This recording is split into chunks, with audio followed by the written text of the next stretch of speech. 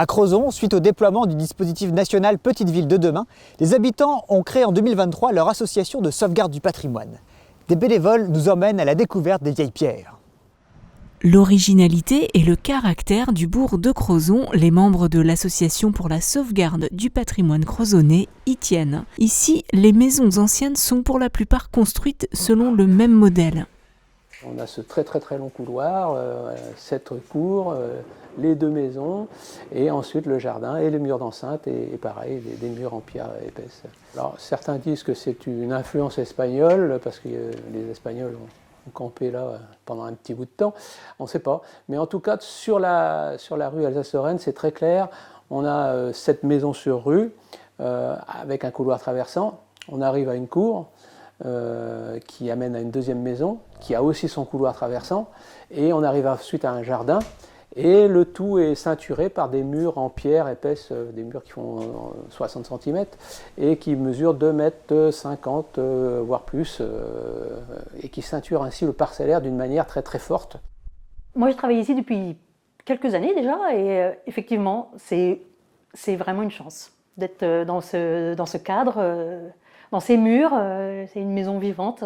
Les vieilles pierres comme ça, c'est vrai que c'est un très beau cadre.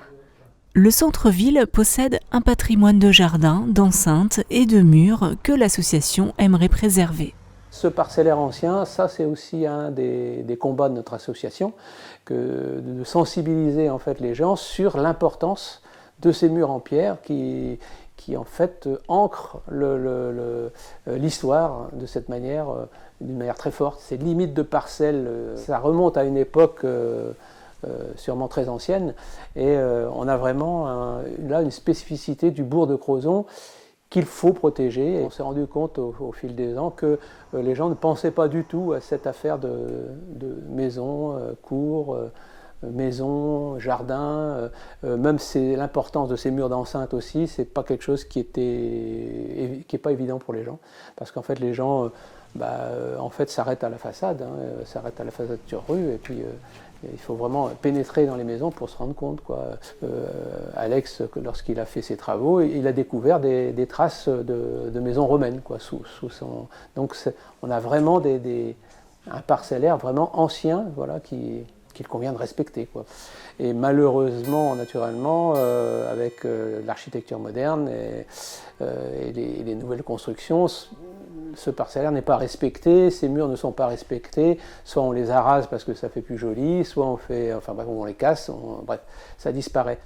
En matière d'urbanisme, l'association milite pour un environnement de qualité résultant d'une harmonie entre le neuf et l'ancien. En fait, on a cette promotion immobilière qui s'installe et qui, jusqu'à présent, était cachée par 2 maisons anciennes, et il y avait vraiment une bonne intégration de l'ancien et du moderne. Bref, ça se combinait ensemble. Et là, le fait de casser ces 2 maisons anciennes, on se retrouve avec la vue sur l'arrière d'un bâtiment qui n'est pas très intéressante. L'imbrication des choses, c'est quelque chose qui se travaille aussi, pour que ce patrimoine-là soit en fait voire une source d'inspiration même pour les bâtiments modernes. Nous sommes vraiment dans cette association pour que ce genre d'incident arrive le moins souvent possible.